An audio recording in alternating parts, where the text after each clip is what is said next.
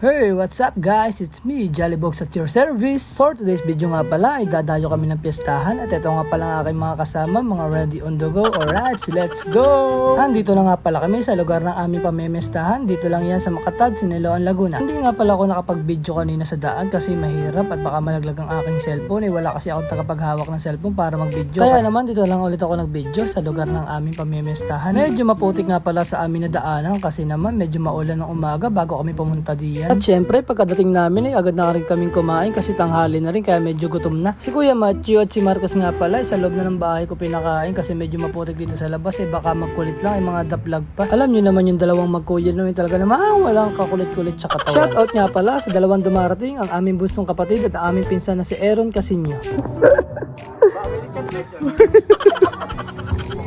At pagkatapos nga pala magkainan, ito na nga ang dalawang mababait kong anak, si Matthew at si Marcos. Talaga naman may bit-bit pan chicken ang aming bunsong si Marcos. At pagkatapos nga pala namin magpahinga, nagkaayaan na rin kami agad umuwi. At hanggang dito lang ulit mga ka-Jollybox. Hanggang sa muli, salamat!